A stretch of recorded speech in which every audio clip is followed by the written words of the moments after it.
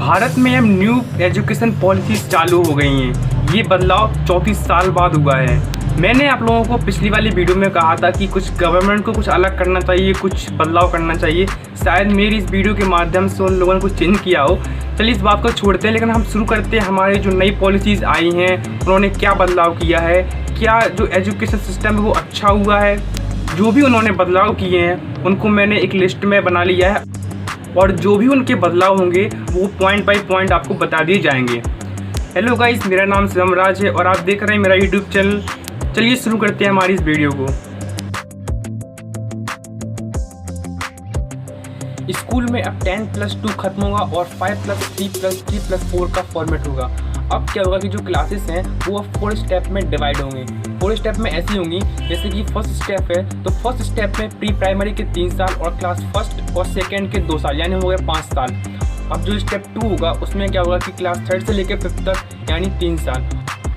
और अब step 3rd में होगा क्लास 6th से लेकर 8th तक यानी 3 साल। और स्टेप 4 में होगा क्लास 9 से लेकर 12 तक यानी हो गए हमारे 5+3+3+4 का स्टेप। अब क्लास 6 से ही एम्प्लॉयमेंट एजुकेशन होगी।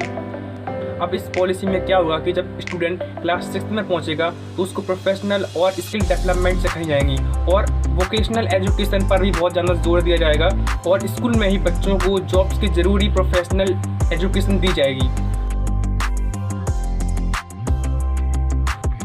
10th और 12th के बोर्ड एग्ज़ाम होंगे आसान।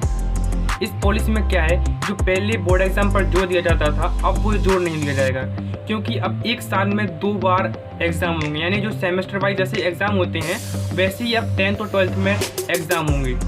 और जो नॉलेज की चीज़ें हैं उन पे ज़्यादा जोर दिया जाएगा, क्योंकि इससे रटने की स्थिति कम हो जाएगी, क्योंकि रटने के चक्कर में स्टूडेंट कोचिंग पर निर्भर रहता है। क्लास 5 तक मदर टंग में पढ़ाई। अब इस नई पॉलिसी में क्या होगा कि जो हमारी मातृभाषा है हम उसी में पढ़ सकते हैं, उसमें बात कर सकते हैं। जैसे कि अगर हम किसी स्टेट में रहते हैं, जैसे कि महाराष्ट्र है तो हम मराठी में पढ़ सकते हैं, वो हम बोल सकते हैं। वैसे अगर आप जिस स्टेट में रहते हैं उसी स्टेट की भाषा में आप पढ़ सकते हैं। ये एक ऑप्शन लिया गया है। ग्रेजुएशन में 3-4 साल की डिग्री, मल्टीपल एंट्री और एग्जिट सिस्टम।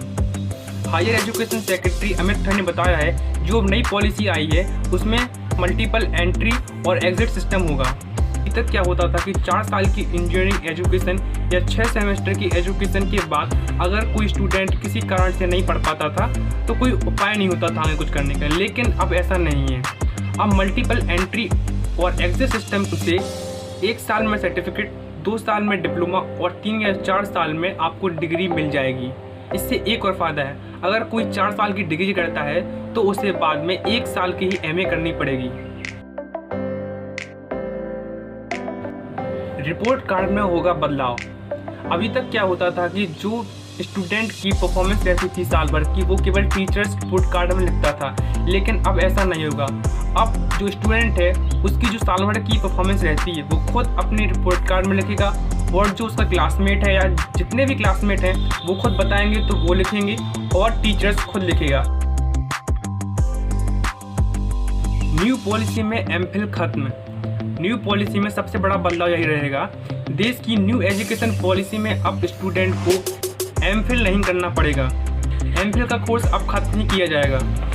न्यू पॉलिसी लागू होने के बाद स्टूडेंट को अब ग्रेजुएशन, पोस्ट ग्रेजुएशन और PhD करेंगे। ऑनलाइन एजुकेशन पर जोर।